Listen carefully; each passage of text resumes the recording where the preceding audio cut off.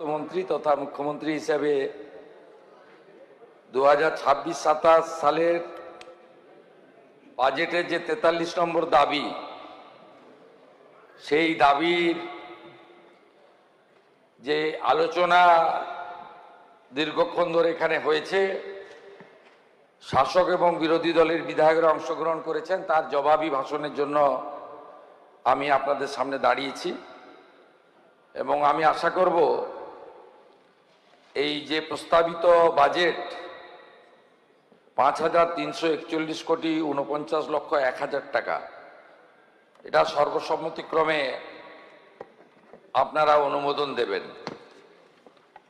আমি রাষ্ট্রমন্ত্রী মহোদয় এখানে ছিলেন, তিনি নোট নিয়েছেন, তবুও আমি রিপ্লাইতে নিজেই এলাম। তার কারণ হচ্ছে জরুরি পরিষেবা কেন্দ্রিক বা নিত্যদিনের পরিষেবা সংক্রান্ত যে দপ্তরগুলি রয়েছে, অর্থাৎ যে দপ্তর 24x7, এই দপ্তরের মধ্যে বিদ্যুৎ অন্যতম। গতি, উন্নয়ন, প্রগতি সব কিছুর ক্ষেত্রেই বিদ্যুৎ একটি অপরিহার্য বিষয়। আপনারা জানেন যে পশ্চিমবঙ্গে বিদ্যুৎ দপ্তরে 3টি নিগম রয়েছে, যার মাধ্যমে বহুমুখী যে কর্মপ্রণালী রয়েছে, সেই কর্মপ্রণালীতে আমরা কাজকর্মগুলো করি। আমি বিস্তারিত বক্তব্যে যাব না, কারণ সদস্যরা সকাল 11টা থেকে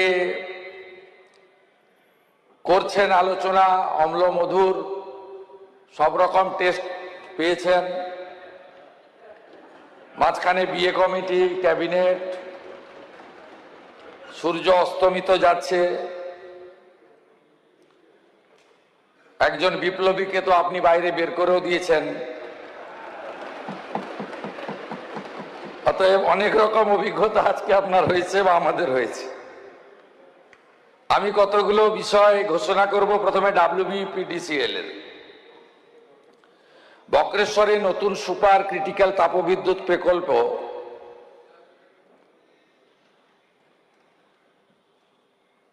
1x800 মেগাওয়াট এটা স্থাপন করার প্রস্তাব রাখছি, যার আনুমানিক প্রকল্প ব্যয় 10,970 কোটি।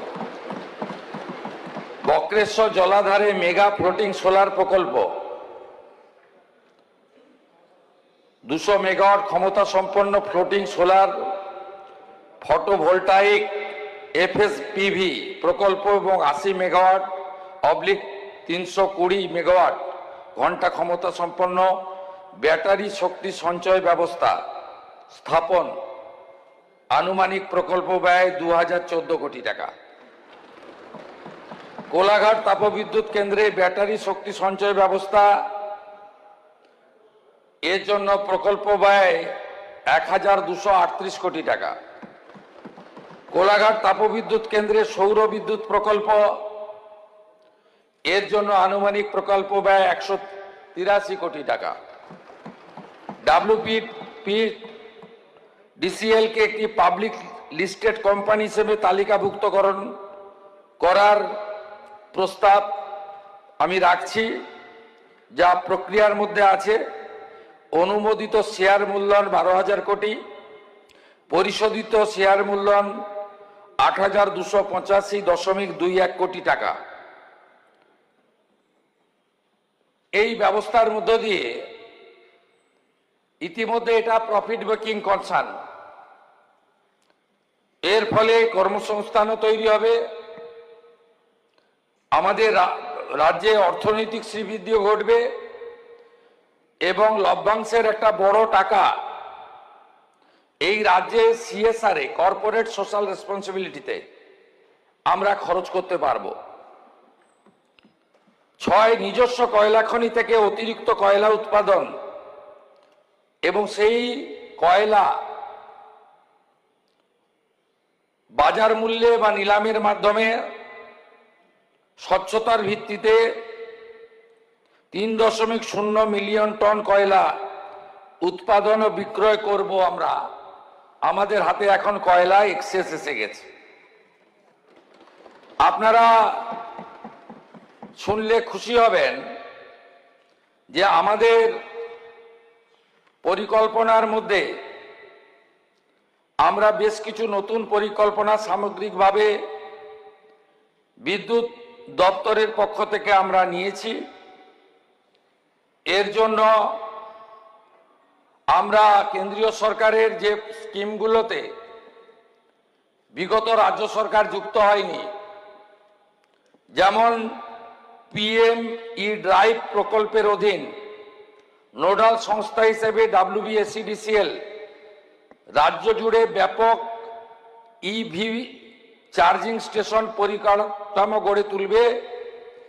ইলেকট্রিক গাড়ির চার্জিং স্টেশন, যেখানে প্রাইভেট কমার্শিয়াল গাড়িকেও চার্জিং এর ফেসিলিটি আমরা দিতে পারবো।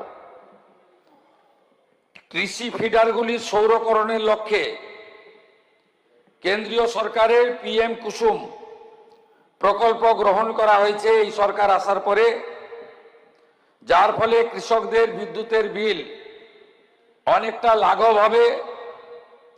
1 আগস্ট 2026 থেকে কৃষিকাজে ব্যবহৃত বিদ্যুতের ক্ষেত্রে প্রত্যেক ইউনিটে 2 টাকা করে অতিরিক্ত সাবসিডি পশ্চিমবঙ্গ সরকার প্রদান করবে।